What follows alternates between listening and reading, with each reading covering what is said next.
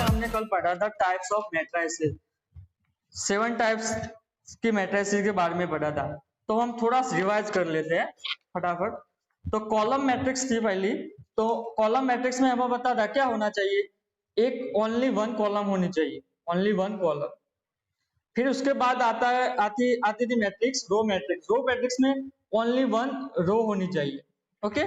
Square matrix में हमारा जो मैट्रिक्स होता था m क्रॉस n, तो उसका ऑर्डर सेम होना चाहिए, यानी कि m by m is equal to n होना चाहिए, यानी कि लेंथ एंड विड्थ दोनों सेम होनी चाहिए, स्क्वायर जैसा बनना चाहिए, उसे हम स्क्वायर मैट्रिक्स बोलते हैं। फिर उसके बाद बात आती थी डायगोनल मैट्रिक्स। तो डायगोनल मैट्रिक्स में कोई भी हमारा मैट्रिक्स है उसमें डायगोनल एलिमेंट होते हैं, और हमें पता है डायगोनल मैट्रिक्स में कौन सी मैट्रिक्स चाहिए, स्क्वायर मैट्रिक्स ही चाहिए। तो स्क्वायर मैट्रिक्स होनी चाहिए, एंड डायगोनल जो भी एलिमेंट है वो नॉन जीरो होने चाहिए, एंड उसके अलावा जो भी एलिमेंट हो वो जीरो होने चाहिए। एंड स्केलर मैट्रिक्स में जो डायगोनल एलिमेंट होते थे वो इक्वल होने चाहिए। फॉर एग्जांपल के होने चाहिए, अगर के की जगह 2 है तो सारे 2 होने चाहिए, √3 है तो सारे √3 होने चाहिए, एज इट इज।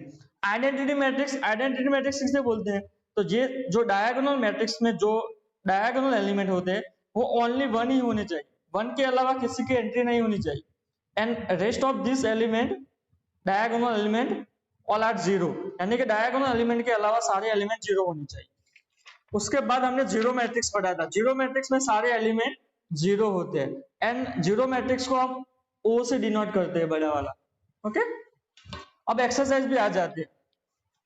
एक्सरसाइज में और एंड ये दूसरा भी हमने पढ़ा था, इक्वालिटी ऑफ मैट्रिक्स। दो मैट्रिक्स को इक्वल कब बोल सकते हैं, जब उनका ऑर्डर सेम हो, m क्रॉस n, तो यहाँ पे भी दूसरी मैट्रिक्स होगी वो m क्रॉस n होगी, दोनों का ऑर्डर सेम होने चाहिए, एंड कॉरस्पॉन्डिंग एलिमेंट सेम होने चाहिए, यानी कि अगर दो मैट्रिक्स है तो यहाँ पर जो एलिमेंट है 2 है तो यहाँ पर भी 2 होना चाहिए, कोरस्पॉन्डिंग एलिमेंट सेम होने चाहिए, इक्वल होने चाहिए। ओके। तो इतना तो हमने कल पढ़ा था। अब हम आ जाते हैं एक्सरसाइज नंबर 3.1 पे, फर्स्ट सम पे। तो क्वेश्चन 1, यहाँ पे मैट्रिक्स दी है 235 √3, फिर 5 minus 2 1, 19 5/2 minus 5 and minus 7 12 and 17, right. ये मैट्रिक्स दी है। तो हमें नीचे क्वेश्चन दिया है the order of the matrix. तो ऑर्डर ऑफ द मैट्रिक्स हमें पता है कि नंबर ऑफ रोज कितनी है, देखो पहले 1 2 एंड 3, तो नंबर ऑफ रोज पहले लिखना है। तो यहाँ पे ये रूल्स है कि पहले आपको नंबर ऑफ रोज ही लिखना है, ऐसा नहीं होगा कि पहले आप कॉलम लिखेंगे फिर रोज लिखेंगे। तो पहले आप नंबर ऑफ रोज लिखेंगे तो 1 2 3 है, फिर उसके बाद नंबर ऑफ कॉलम, तो यहाँ पे देखो 1 2 3 4, यानी कि 4 कॉलम। तो 3/4 का हमारा मैट्रिक्स है, उसका ऑर्डर। फिर नंबर ऑफ एलिमेंट, तो नंबर ऑफ एलिमेंट के लिए हमारे पास फॉर्मूला भी है कि number of element in matrix A is equal to m into M, where m क्या है, number of row and number of column. तो यहाँ पे 3 है एंड 4 है, यानी कि 3 इंटू 4, तो 12 एलिमेंट हो गए। ऐसा क्वेश्चन अगर पूछे तो हम डायरेक्ट काउंट भी कर सकते हैं। Okay. Right the element A13। अब हमें A13 एलिमेंट लिखना है, तो हमें पता है यहां से हम फॉर एग्जांपल ये A11 है, A12 है, A13 है, A14 है, हमें पता है क्योंकि ये फर्स्ट वाला एलिमेंट है, या A1 लिखा है, ये रो दिखाता है, first row first column, first row second column, as it is. यहाँ पे देखो A सेकंड रो आ जाती है, फर्स्ट कॉलम, यहाँ पे A22 second row second column, A23 A24, फिर थर्ड रो आ जाते हैं, तो यहाँ पे 3 first column 1, A34 A32 A33 and A34, right. तो आप जो भी बोला है यहाँ पे लिख सकते हो। A13 ये रहा 19, फिर उसके बाद A21, तो A21 ये रहा 35, A33 तो A33 -5, और लास्ट वाला है A24, तो A24 12 है, एंड A23 तो 5/2 है, तो हम यहाँ से फाइंड कर सकते हैं। तो क्वेश्चन नंबर 1 हमने कर लिया। अब क्वेश्चन नंबर 2 पे आ जाते हैं। ये एग्जाम्पल हमने आगे भी किया था, ये क्वेश्चन नंबर 2 जैसा एग्जाम्पल में किया था। तो क्या है, the matrix has, for example हम मैट्रिक्स ए ले लेते हैं, कितने एलिमेंट है, 24 एलिमेंट्स है। What are the possible order it can have, तो 24 एलिमेंट्स वाली हमारे पास अगर 24 एलिमेंट है, फॉर एग्जाम्पल 1 से लेके 24 तक है, 1 2 3, ओके। तो इस एलिमेंट का हम यूज करके कितने टाइप का ऑर्डर का हम मैट्रिक्स बना सकते हैं। तो हमें एक फॉर्मूला याद है, क्या है, number of elements in matrix m cross n matrix में कितने होते हैं, m इंटू n। तो यहाँ पे मैट्रिक्स में नंबर कितने हैं, m इंटू n, और यहाँ पे हमें वो ही दिया है, m into n is equal to कितना दिया है, 24। अब हमें क्या करना है कि किस किस दो नंबर का मल्टीप्लीकेशन 24 आता है, सिर्फ यही लिखना है, किस किस नंबर का 24 आता है। दो ही नंबर लेने एंड दो ही नंबर पॉजिटिव लेने, क्योंकि नेगेटिव तो यहाँ पे पॉसिबल नहीं है, क्योंकि नेगेटिव -2 क्रॉस -4 वाली मैट्रिक्स यहाँ पे पॉसिबल नहीं है ऑर्डर वाली। तो किस किस ऑर्डर का हो सकता है, तो पहले में देखो आप यहाँ, तो 1 मल्टीप्लाई 24 तो 24 होता है, फिर उसका उल्टा भी हो जाएगा, 24 मल्टीप्लाई 1 इज इक्वल टू 24, यानी कि 1/24 की एक मैट्रिक्स होगी।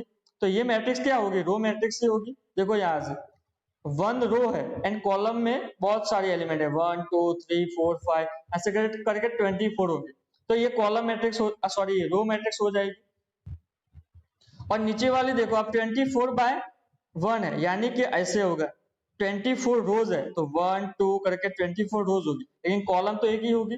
तो ये कॉलम मैट्रिक्स का भी एग्जांपल है, ओके।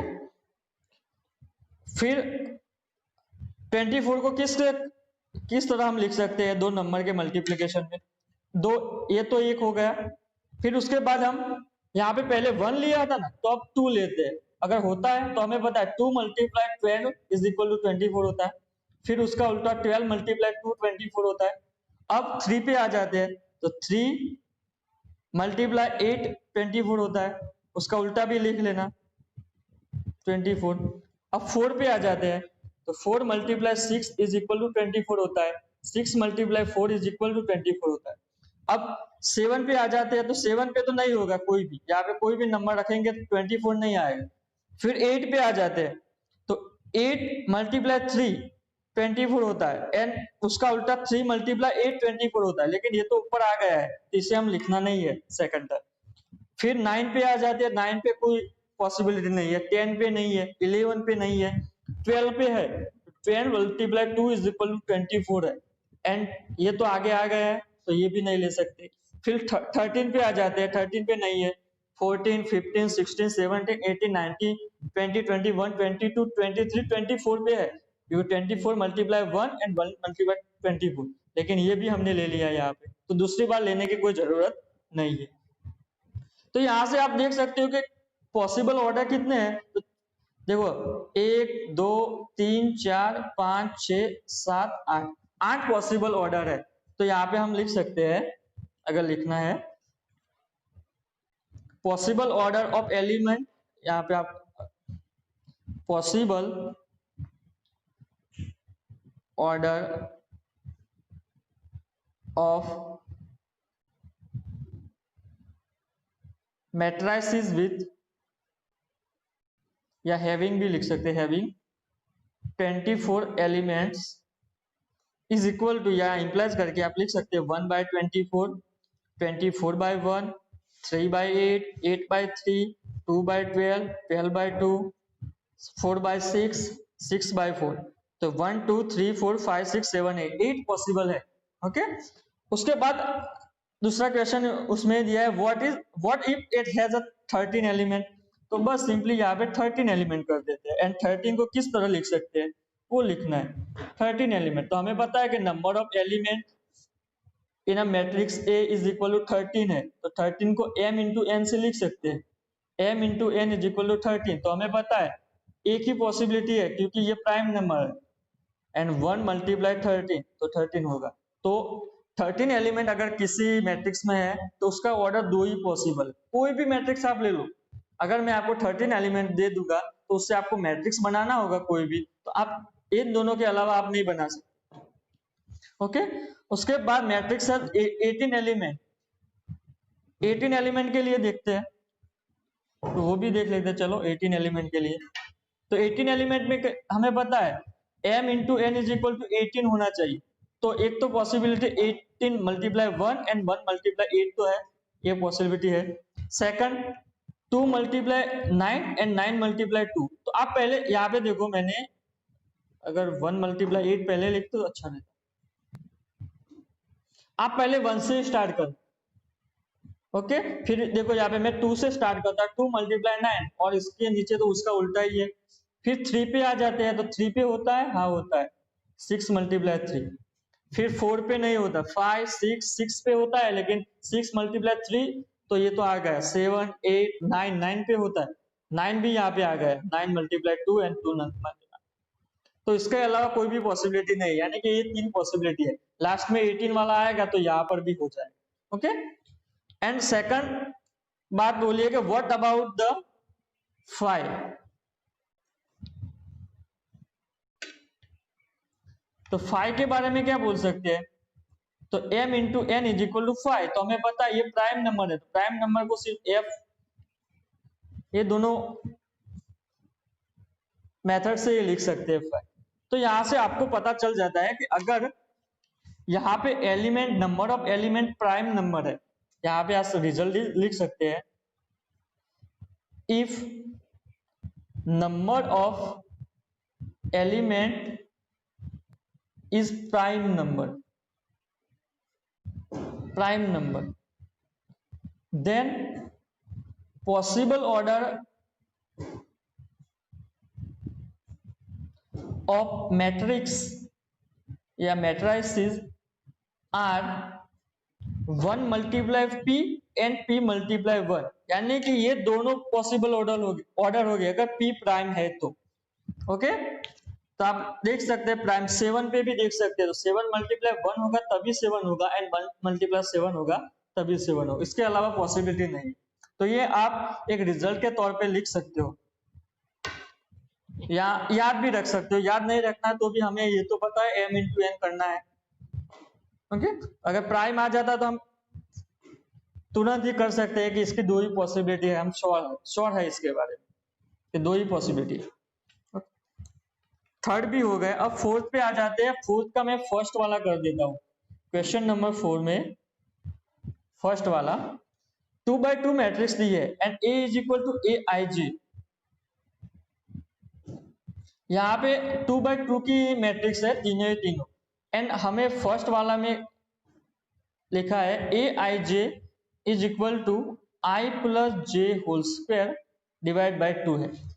तो हमें 2x2 की मैट्रिक्स बनानी है। हमें पता है 2x2 की मैट्रिक्स यहाँ से ऐसे बनती है। तो यहाँ पे एलिमेंट आएंगे, A11 आएगा, यहाँ पे ऊपर लिखेंगे तो अच्छा, A11 आएगा, A12 आएगा, यानी कि 2x2 है। तो हम बना सकते हैं यहाँ पे 2 कॉलम होनी चाहिए एंड 2 रो होनी चाहिए। तो पहले आपको अगर कंफ्यूज होता हो कि सर डायरेक्टली लिख रहे हैं, तो आप देखो कैसे लिखता हूँ। तो यहाँ पे देखो 2 रो है, तो A1 और A2 तो यहाँ पे लिख सकते हैं, राइट। एंड हमें पता है कितने कॉलम है, 2 कॉलम है, तो यहाँ पे A1 एंड A2 तो यहाँ पर भी आ जाएगा। अगर 3 कॉलम होती तो A1 एंड A2 यहाँ पे आ जाते डायरेक्टली में, 2 है। फिर यहाँ पे देखो क्या है, ये एलिमेंट कौन सा है, फर्स्ट रो में है, फर्स्ट कॉलम है, यानी कि इसकी कॉलम फर्स्ट है। यहाँ पे फर्स्ट रो तो हमने लिखी है, लेकिन कॉलम किस है, सेकंड है। यहाँ पे कॉलम फर्स्ट है, यहाँ पे कॉलम सेकंड है, राइट। इतना लिखना है। अब हमें ये एलिमेंट की वैल्यू फाइंड करनी है, यानी कि A11। तो यहाँ पे हमें फॉर्मूला दिया है AIJ is equal to I plus J का होल स्क्वायर बाय 2। तो I की जगह पे हम यहाँ से अगर ये एलिमेंट लिखना है हमें, ये एलिमेंट, तो I की जगह हम क्या रखेंगे 1 एंड J की जगह पे 1 रखेंगे। तो यहाँ पे मैं लिखता हूँ I की जगह 1, तो यानी कि A11 I की जगह 1 J की जगह 1 होल स्क्वायर डिवाइड बाय 2। 2 का स्क्वायर 4, 4 डिवाइड बाय 2 यानी कि 2। तो यहाँ पे हमारा एलिमेंट आ जाएगा 2। ओके, अगर ये मैट्रिक्स आपको बाजू में लिखने हैं तो लिख सकते हो। तो यहाँ पे 2 आ जाएगा। फिर बात आती है उसके बाजू वाले यानी कि A12 तो I की जगह 1, J की जगह 2 होल स्क्वायर डिवाइड बाय 2। तो 3 का स्क्वायर 9, 9 बाई 2। तो यहाँ पे एलिमेंट आ जाएगा 9।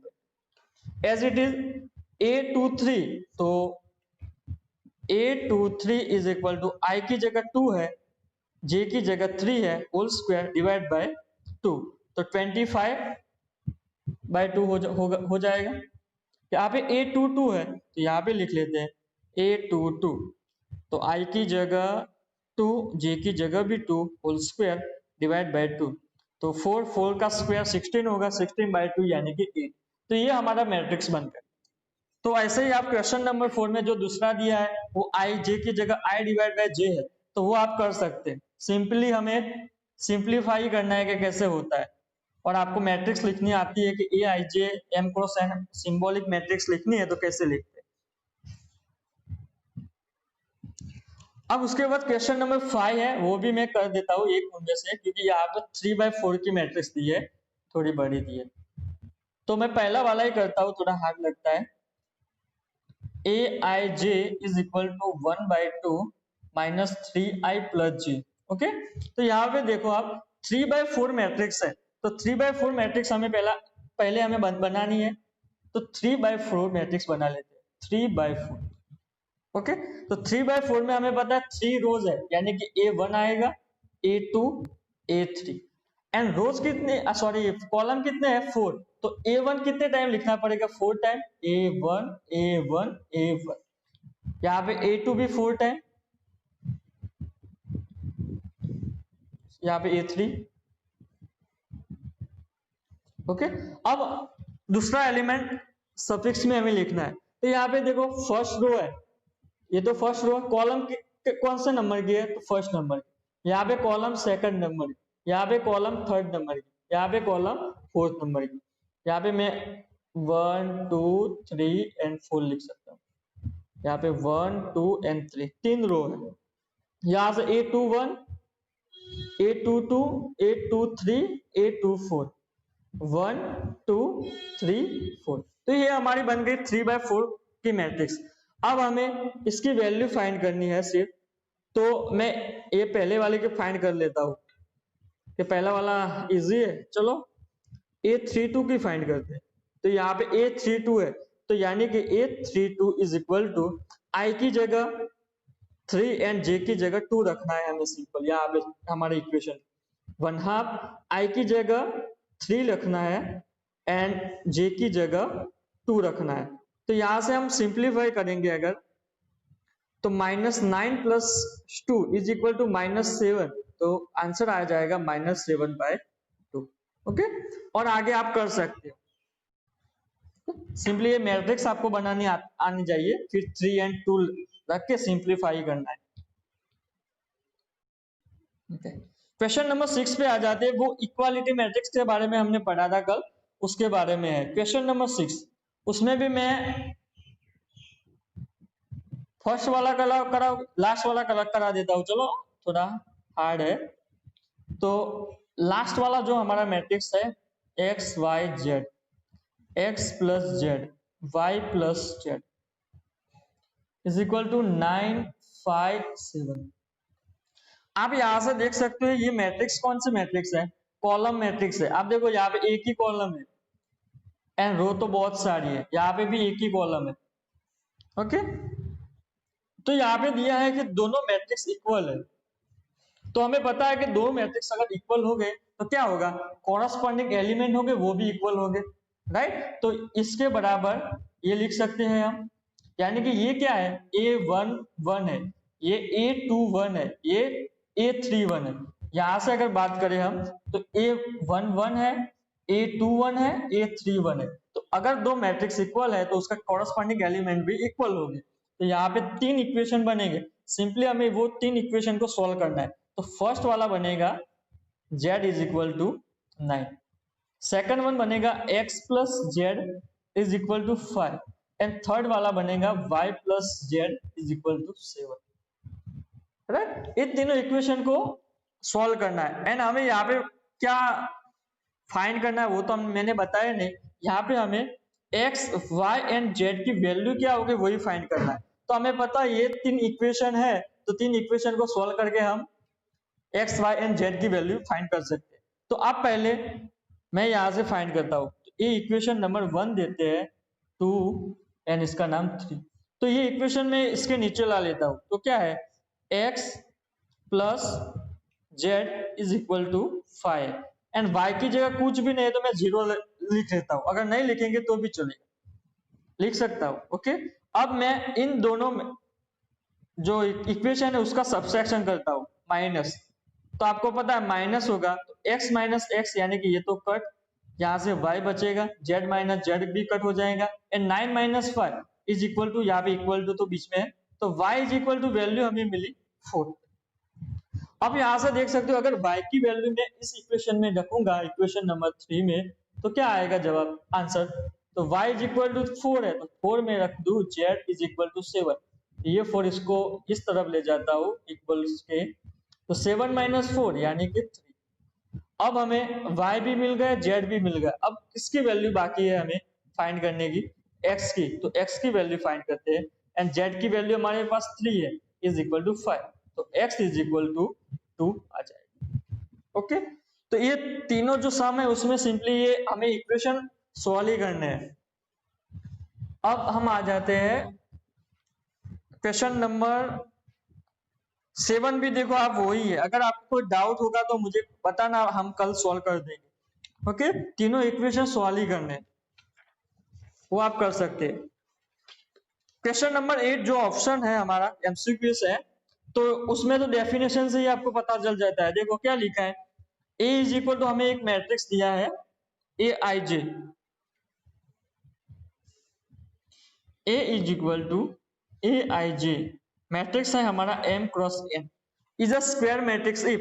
तो हमें पता है स्क्वायर मैट्रिक्स कब होगा, जब उसकी number of rose and number of column equal होगी, यानी कि m एंड n है जो, वो दोनों इक्वल होने चाहिए। तो m is equal to n होने चाहिए। तो option number C is right.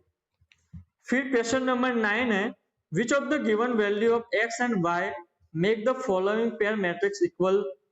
तो सिंपली यहाँ पे भी क्या करना है, दो मैट्रिक्स इक्वल वाला जो आगे हमने पढ़ा था क्वेश्चन नंबर 6 एंड 7 वो ही है, दो मैट्रिक्स को सॉल्व करना है।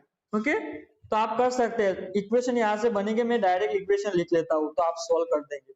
0 फिर बनेगा 5 is equal to y minus 2,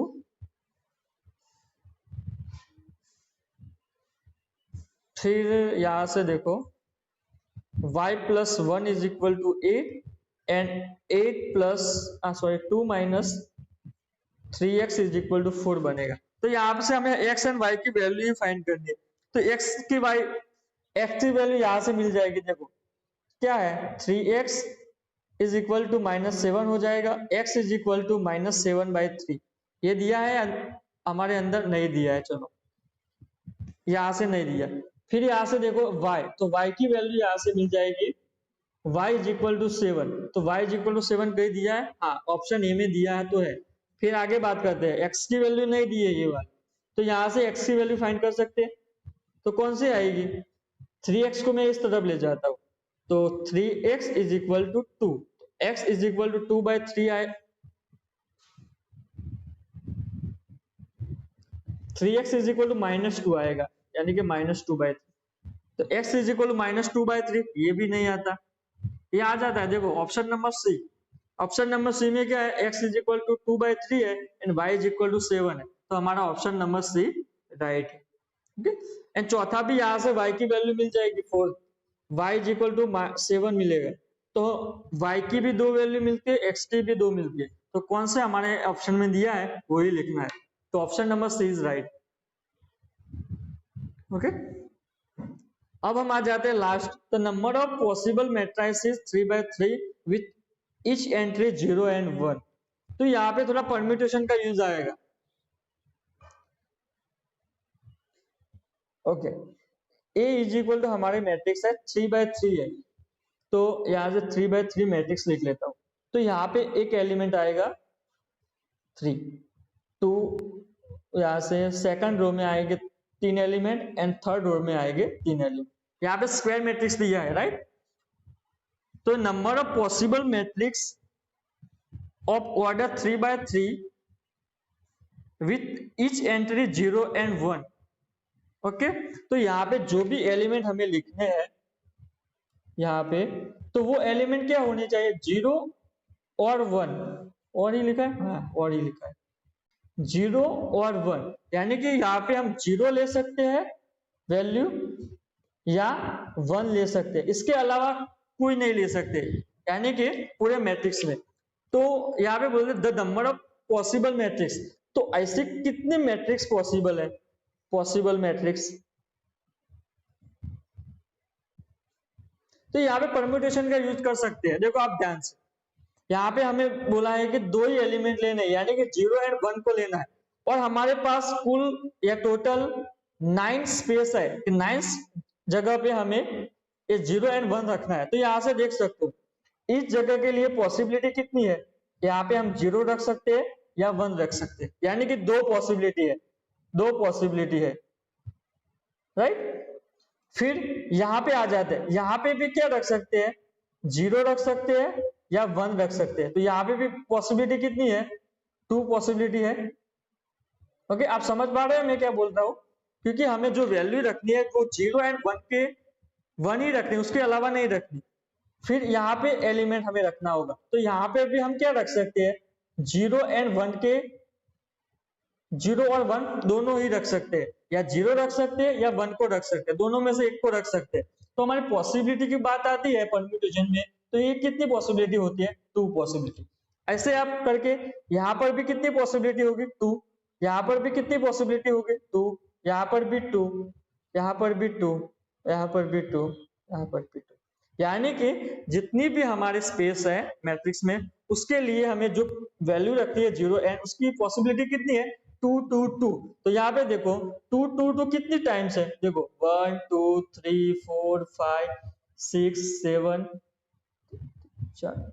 7, 8 and 9, यानी कि 9 टाइम्स 2⁹ पॉसिबिलिटी है, यानी कि यहाँ पे 2 रख सकते हैं, 2 पॉसिबिलिटी है, यानी कि 0 या 1 रख सकते हैं, यहाँ पे भी 0 and 1 रख सकते हैं। तो टोटल पॉसिबिलिटी कितनी है, 2⁹ एंड 2⁹ होता है 5, 1, 2। तो यहाँ से हमें पता चल जाता है कि the number of matrix 3 by 3 possible matrix कितनी है, एंट्री विद 0 and 1। अगर यहाँ पे 0 and 1 की जगह 3 एलिमेंट दे देते, 0, 1 and 2, तो यहाँ से आपको क्या करना है, सिंपली यहाँ पे 3, 3 हो जाएगा, क्योंकि यहाँ पे हमें फिर 2 भी रख सकते हैं यहाँ पे, तो 3 पॉसिबिलिटी हो जाएगी। तो 3, 3, 3, 3, यानी कि 3⁹ अगर 3⁹ जो भी आता हो आप फाइंड कर सकते हैं। ओके, फिर हम आगे आ जाते हैं, यहाँ पर हमारी एक्सरसाइज खत्म होती है।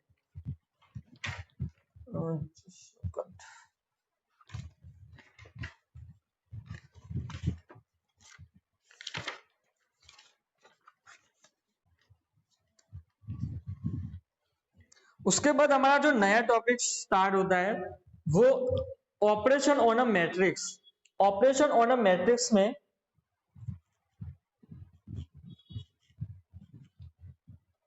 मैट्रिक्स, तो हमें पता है कि ऑपरेशन ऑन अ मैट्रिक्स, तो मैट्रिक्स के ऊपर कोई ऑपरेशन करना है, यानी कि कुछ उसमें फंक्शन लगाने या कुछ भी ऑपरेशन करना है, यानी कि 2 मैट्रिक्स होगी या 3 मैट्रिक्स हो सकते हैं, उसके बीच में कुछ ऑपरेशन होगा, यानी कि प्लस भी हो सकता है, फिर माइनस भी हो सकता है, 2 मैट्रिक्स का मल्टीप्लिकेशन भी हो सकता है, ऐसे कर सकते हैं, या मैट्रिक्स में 2 से मल्टीप्लाई भी कर सकते हैं कोई स्केलर से, या 2 से मल्टीप्लाई करके किसी और मैट्रिक्स में ऐड भी कर सकते हैं। तो ऐसा हम जो एलजेब्रा में पढ़ते थे एक्स वाई जेड में, तो ऐसा ही हमें मैट्रिक्स के बारे में क्या बोल सकते हैं, उसके बारे में हमें पढ़ना है। तो पहले हम एडिशन के लिए बात कर लेते हैं। ऑपरेशन ऑन अ मैट्रिक्स में एडिशन ऑफ अ मैट्रिसेस,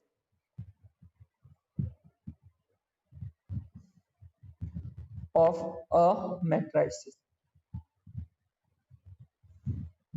तो एडिशन ऑफ अ मैट्रिसेस यानी कि मैट्रिसेस का एडिशन करना है सी, तो तीनों मैट्रिसेस का एडिशन करना है राइट। और हमें पता है हम आगे नंबर थियरी में भी नंबर में क्या करते हैं, अगर 3 एलिमेंट का सम करना है 5, तो हम क्या करते हैं पहले 2 एलिमेंट का सम करते हैं, जो आंसर आए 5, उसके बाद उसको थर्ड वाले से ऐड कर देते, यानी कि 10 आंसर आता है। तो ऐसा ही हम यहाँ पर करेंगे। ओके तो दो मैट्रिक्स का सम है, तो दो मैट्रिक्स का सम हम कैसे करेंगे, उसके लिए डेफिनेशन है, या हम डिफाइन कैसे कर सकते हैं, तो डिफाइन कर सकते हैं एडिशन ऑफ मैट्रिसेस। तो हमें पता है कि मैट्रिसेस में हम पहले 2 मैट्रिसेस का ही सम करेंगे। अगर 3 मैट्रिसेस का सम दिया है तो पहले 2 करेंगे, उसके बाद तीसरा वाला करेंगे, यानी कि सम तो हम पहले 2 ही करते हैं, तो हम दो पे ही यहाँ पे डिफाइन करते हैं।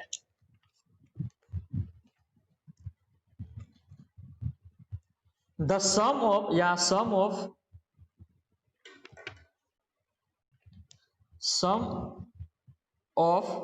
2 matrices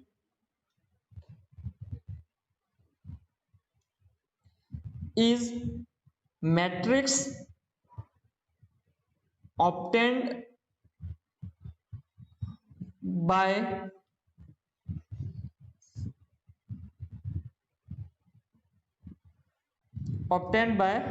adding corresponding elements।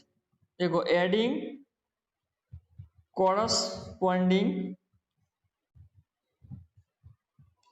element of given matrices।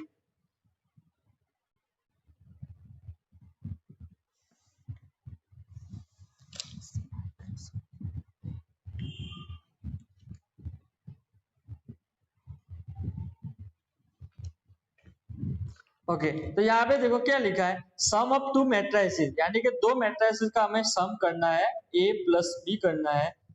तो वो कैसे करेंगे, obtain by adding corresponding element of a given matrix. For example corresponding element को हमें ऐड करना है, यहाँ पे 1 है, यहाँ पे 2 है, 3 है, 4 है, ये हमारी मैट्रिसेस a है, एंड दूसरी मैट्रिसेस b है, तो 2 6 8 5।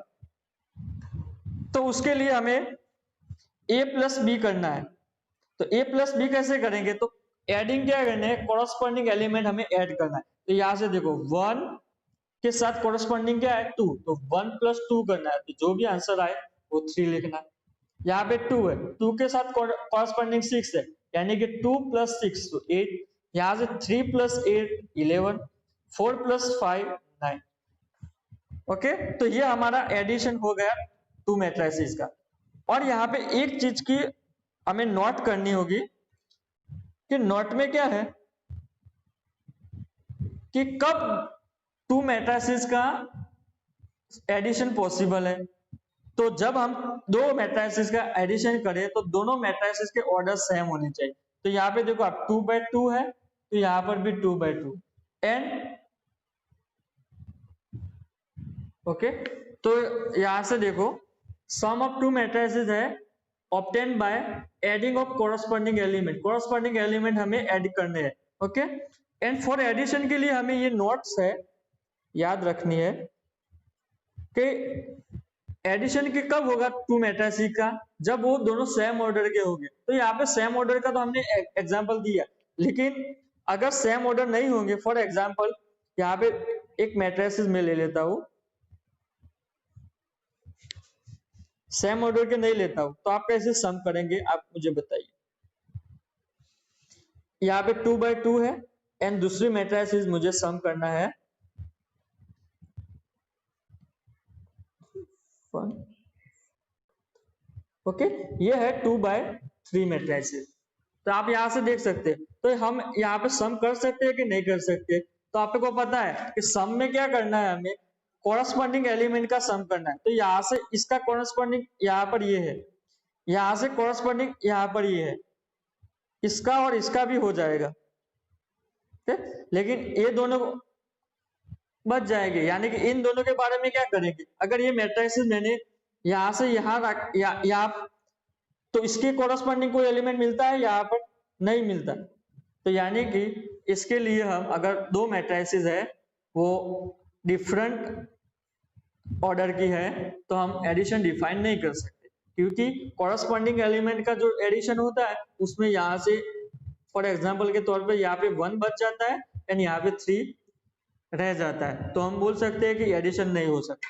ओके, फिर एडिशन के लिए आप एक बात भी लिख सकते हैं, एडिशन हम कैसे डिनोट करते हैं, डिनोटेड बाय सिंपली जो हम करते हैं वही a प्लस। ओके, अब उसके बाद हम एग्जांपल देखते हैं।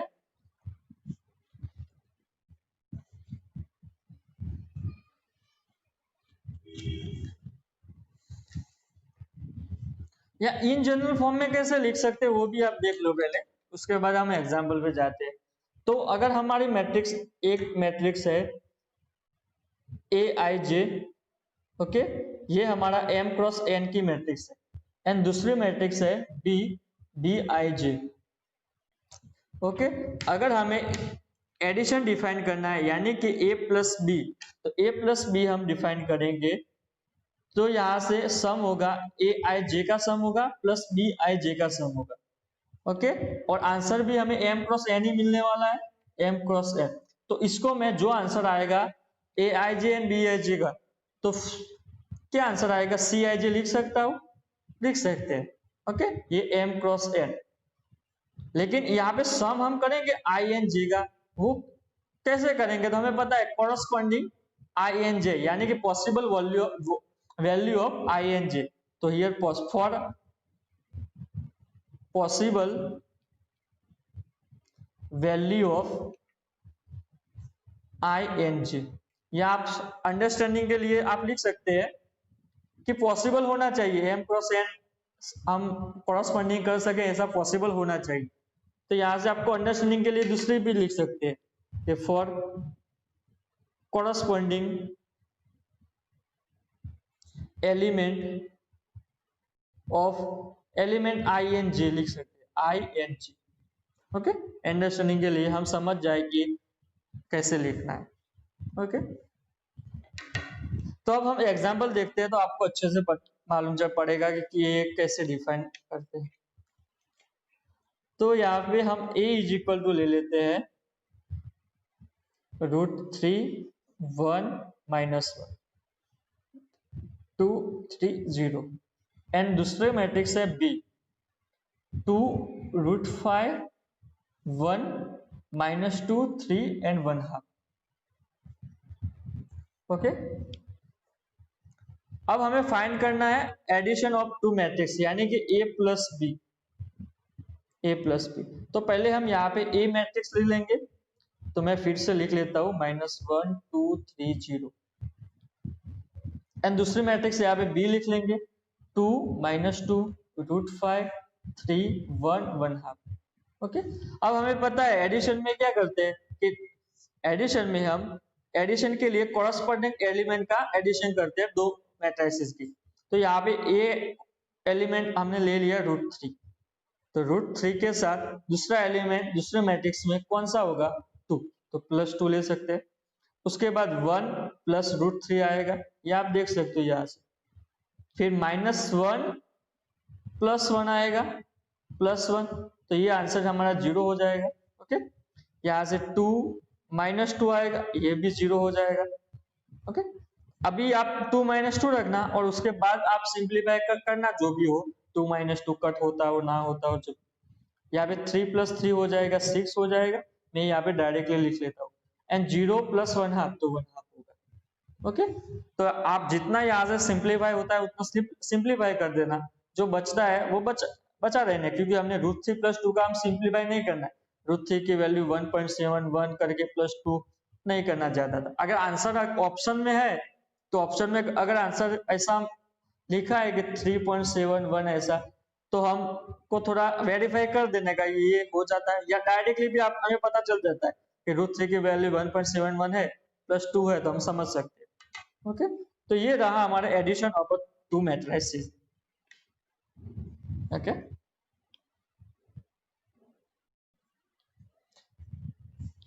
अब एडिशन के लिए टू मैट्रिसेस का एडिशन तो हमने कर ली।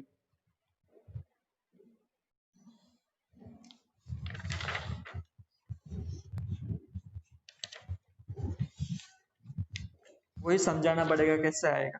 तो हम multiplication of matrix by scalar, तो यहाँ पे multiplication of matrix by scalar, okay, इसके बारे में पढ़ते हैं। तो हमें पता है कि स्केलर को यहाँ पे कोई स्केलर है, फॉर एग्जांपल यहाँ पे के है, के से किसको मल्टीप्लाई करना है, यहाँ पे देखो multiply by matrix by scalar, तो कोई मैट्रिक्स हमारी ए है, ए को के से मल्टीप्लाई करना है, लेकिन करते कैसे है वो यहाँ पे हम डेफिनेशन से देखते हैं।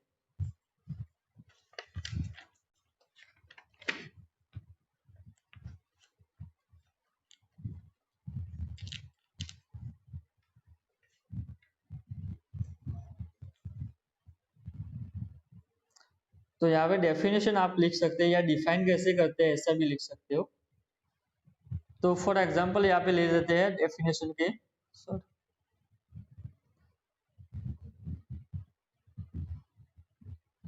तो multiplication of matrix by a scalar define as, यानी कि multiplication of matrix by scalar define as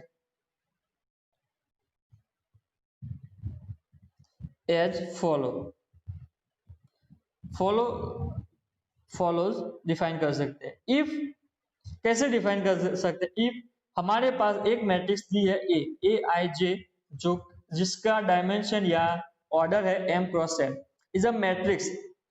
तो हमें पहले पता है एक मैट्रिक्स तो हमें होनी चाहिए, तो यहाँ पे मैट्रिक्स है ए, एंड स्केलर मल्टीप्लीकेशन है तो कोई स्केलर होना चाहिए, तो स्केलर हम ले लेते हैं, एंड के इज अ स्केलर, स्केलर ले लेते हैं कोई भी, के की जगह पे कोई भी हो सकता है number, scalar number, negative positive, okay, scalar. Then k is another matrix which is obtained by multiplication each element of a by the scalar।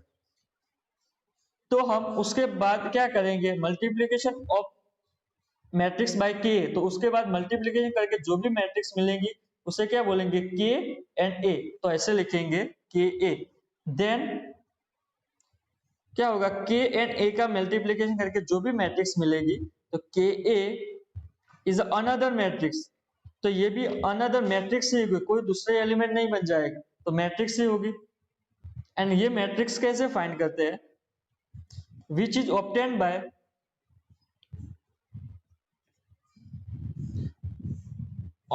Multiplying each element of A by a scalar. तो यानी कि जितने भी element हो गए हमारे matrix में उस सब को k से हमें मल्टीप्लाई करना, multiplying each element by k, okay. तो फॉर एग्जांपल के तौर पे आप देख सकते हो, अगर मैं k की जगह पे 1 ले लेता हूं, नहीं 1 नहीं लेते 2 लेते हैं, एंड कोई मैट्रिक्स यहाँ पे मैं डिफाइन करता हूं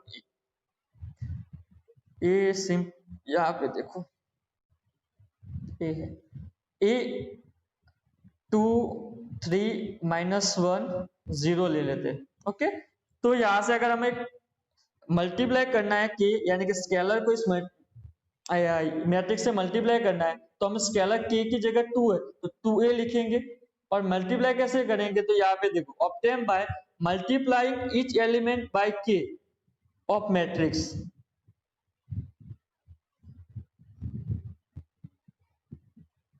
ओके, ऑफ मैट्रिक्स, मैट्रिक्स के जितने भी एलिमेंट है उसे k से मल्टीप्लाई करना है। तो यहाँ पे 2 है तो 2a, तो जितने भी एलिमेंट हमारे हैं उसे मल्टीप्लाई 2 करना है, तो आप देख सकते हो क्या आएगा, 2 × 2 4, उसके बाद 3 × 2 6, -1 × 2 -2 एंड 0, तो ये हमारा बन जाएगा दूसरी मैट्रिक्स जो स्केलर मल्टीप्लिकेशन करने के बाद, ओके। अब इन जनरल फॉर्म भी देख लेते हैं, ऐसे कितने बार करके हम थक जाएंगे, फिर इन जनरल फॉर्म भी लिखना पड़ेगा। तो इन जनरल फॉर्म यहाँ पे हम लिख सकते हैं, तो लिख देते हैं,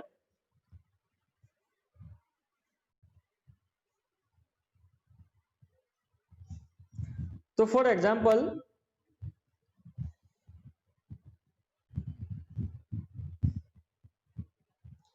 हमारा कोई मैट्रिक्स यहाँ पे दिया है A = Aij, क्या है, मैट्रिक्स है, एंड k हमें पता है स्केलर है, राइट। तो हम डिफाइन करेंगे स्केलर मल्टीप्लिकेशन या multiplication of matrix by scalar के ए, ये तो हमें पता है, इज इक्वल टू, हमें पता है कि ए आई जे हमारा जो है, तो वही ए आई जे, यानी कि आप ऐसे समझ सकते हो, ये हमारा मैट्रिक्स ए आई जे है, दोनों तरफ क्या करना है, के से मल्टीप्लाई करना, तो के से मल्टीप्लाई करना। और हमें पता है डेफिनेशन में लिखा है के से मल्टीप्लाई करना, इसका मीनिंग क्या है, जो भी मैट्रिक्स के अंदर जितने भी एलिमेंट है उसको के से मल्टीप्लाई करना, तो मैं के को अंदर ले जा सकता हूँ। ओके, तो ए आई जे यानी कि सारे के सारे जो एलिमेंट होंगे उससे उसको हम के से मल्टीप्लाई करेंगे। ओके, तो ये हो जाएगा हमारा स्केलर मल्टीप्लिकेशन ऑफ,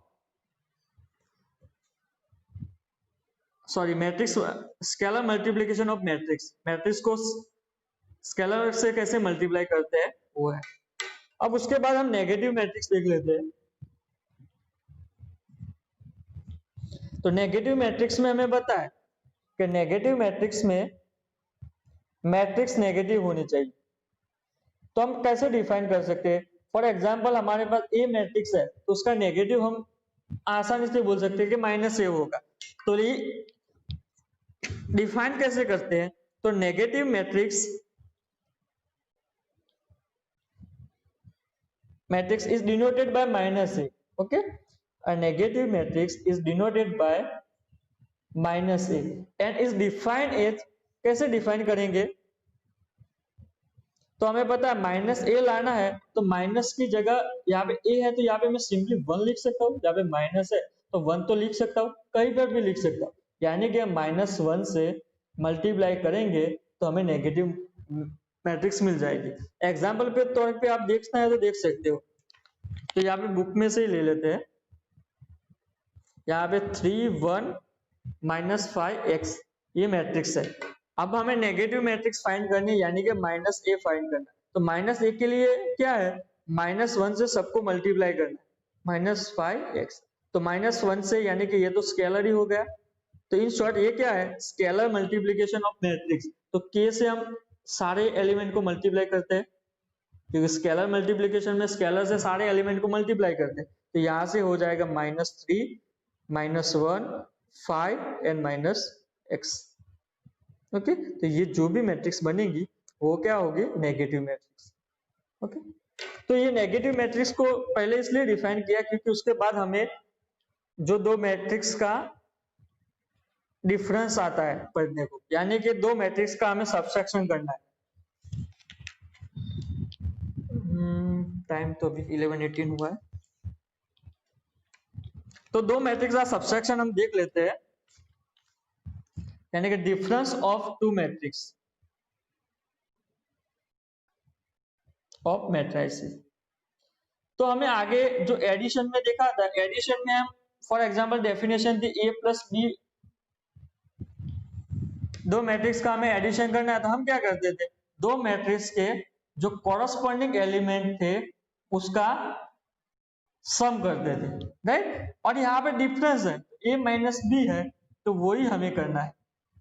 तो यहाँ पे माइनस आएगा एंड यहाँ पे ए ही हो जाएगा। तो हमें पहला एलिमेंट, यहाँ पे पहला एलिमेंट, तो ये दोनों एलिमेंट का माइनस ही करना है। ओके, अगर यहाँ पे हमें माइनस नहीं लिखना है, यहाँ पे क्या है, नेगेटिव है, तो नेगेटिव की जगह पॉजिटिव लिखना है, तो हमें पता है -1 से अगर इसको मल्टीप्लाई कर देते हैं तो ये पॉजिटिव लिख सकते हैं। उसके बाद हम सम ही करना है, यानी कि एडिशन ही करना है। तो हम देखते हैं कि कैसे करना है।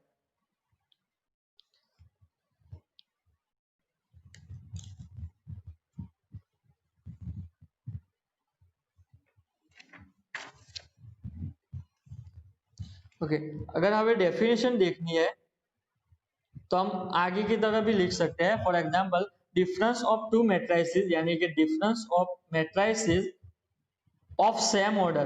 तो हमें पता है कि सम, अगर आगे हमने किया था जो एडिशन किया था उसमें भी सेम ऑर्डर होनी चाहिए थी। यहाँ पे मैं डेफिनेशन में ही लिख लेता हूँ ऑफ सेम ऑर्डर, यानी कि difference of matrices of same order is obtained by obtained by subtracting, यानी कि हमें दो एलिमेंट का सब्सट्रैक्ट करना है, subtracting corresponding element of given matrix, corresponding elements of given matrices, यानी कि दो मैट्रिसेस का हमें सब्सट्रैक्ट ही करना है corresponding element का।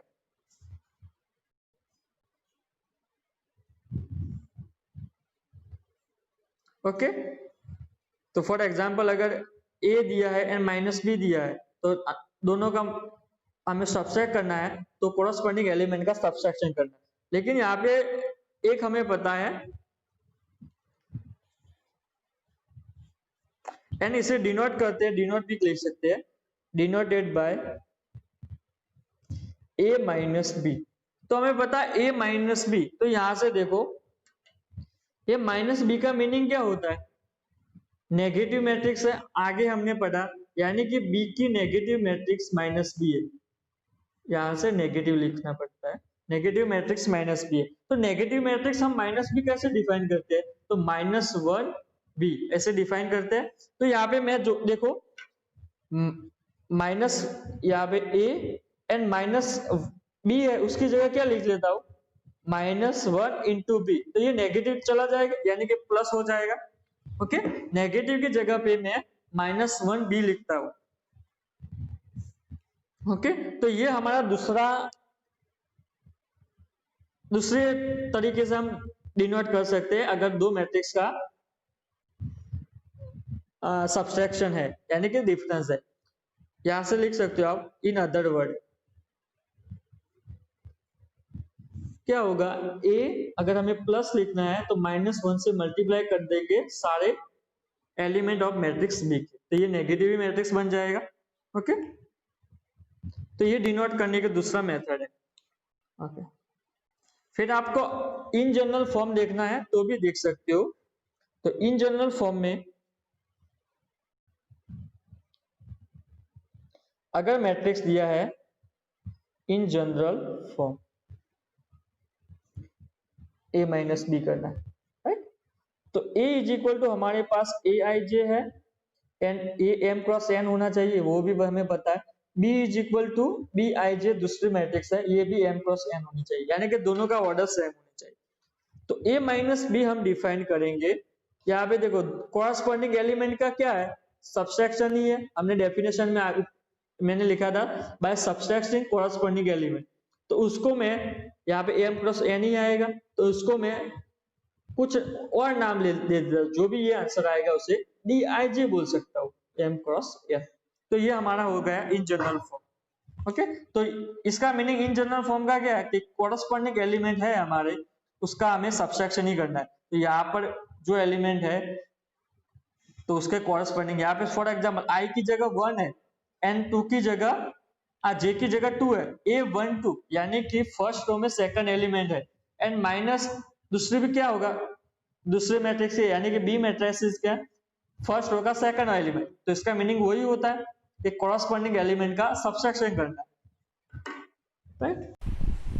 ओके एग्जांपल नंबर 7 पे आ जाते हैं। एग्जांपल नंबर 7 में दिया है मैट्रिक्स a एंड b दी हुई है एंड हमें फाइंड करना है 2a माइनस b कितना होगा, यानी कि यहां से 2a माइनस बी फाइंड करना है। तो हमें पहले यहाँ पे देख सकते हो 2a यानी कि a मैट्रिक्स को 2 से मल्टीप्लाई किया, तो ये 2 क्या है, स्केलर है, फिर उस जो भी आंसर आता है उसे माइनस कर देना है b में से। तो हम यहाँ पे वही करते हैं, 2 लिखते हैं, यहाँ पे हमारी जो मैट्रिक्स है 1 2 3 2 3 1 वही लिखते हैं, माइनस b हमारी मैट्रिक्स है 3 माइनस 1 माइनस 1 0 2। ओके अब हमें देखो यहाँ पे स्केलर मल्टीप्लिकेशन करना है, तो स्केलर मल्टीप्लिकेशन करने से पहले हम यहाँ पे देख लेते हैं। यहाँ पे देखो माइनस है, तो माइनस की हमें पता है कि क्या लिख सकते हैं, अगर a माइनस बी है तो इसकी जगह हमने आगे पढ़ा था a माइनस की जगह अगर हमें प्लस करना है तो यहाँ से माइनस 1 से मल्टीप्लाई करना पड़ेगा, राइट। तो यही हम यहाँ पर कर देते हैं, तो यहाँ मैं प्लस 1 कर लेता हूँ एंड माइनस 1 से मल्टीप्लाई कर देता हूँ। तो यहाँ पे माइनस 1 क्या बन जाएगा, वन काइंड ऑफ स्केलर बन जाएगा के, एंड यहाँ पे 2 भी क्या है, के है। तो हमें स्केलर मल्टीप्लीकेशन में पढ़ा था कि स्केलर मल्टीप्लीकेशन में कैसे होता है मल्टीप्लीकेशन स्केलर का, तो सारे एलिमेंट को मल्टीप्लाई करना पड़ता है, राइट। स्केलर से सारे एलिमेंट को, यहां से देखो यहाँ पर, यहां से यहाँ पर और यहां से यहाँ पर, एज इट इज -1 से भी यहां से मल्टीप्लाई कर सकते हो। ओके, तो यहाँ पे हम मल्टीप्लीकेशन का आंसर क्या आएगा वो लिख लेते हैं या सिंप्लीफाई करते हैं क्या आता है। तो यहाँ पर आप देख सकते हो 2 से अगर 1 को मल्टीप्लाई करें 2 4 6 आएगा, यहाँ से 4 6 1 आ जाएगा। ओके, फिर बात आती है plus as it is, and -1 से मल्टीप्लाई करना है तो -1 इंटू 3 तो -3, -1 इंटू -1 तो 1, यहाँ से -3 हो जाएगा, यहाँ पे 1 -1 0 तो 0 ही आएगा, एंड -2 हो जाएगा।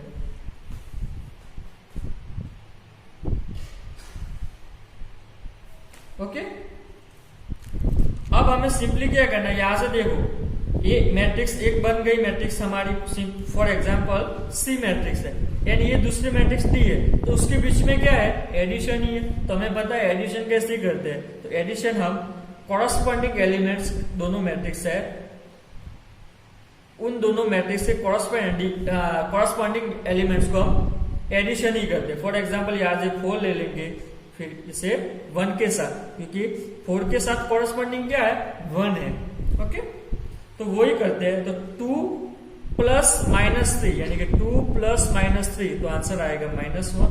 यहाँ से 4 प्लस 1 तो 5, यहाँ से 6 प्लस -3 यानी कि 6 -3 इज इक्वल टू 3। यहां से आ जाएगा 4 प्लस 1 5, यहां से 6 प्लस 0 6 और 1 -1, और यहाँ पे हमने थोड़ा मिस्टेक किया, यहाँ से 2 को मल्टीप्लाई करेंगे 2 आ जाएगा, 2 से 1 को मल्टीप्लाई 2 यानी कि 2 -2 तो यहाँ पे 0 आ जाएगा, राइट। तो ये हमारा मैट्रिक्स आंसर आ गया, कौन सा है 2a -b।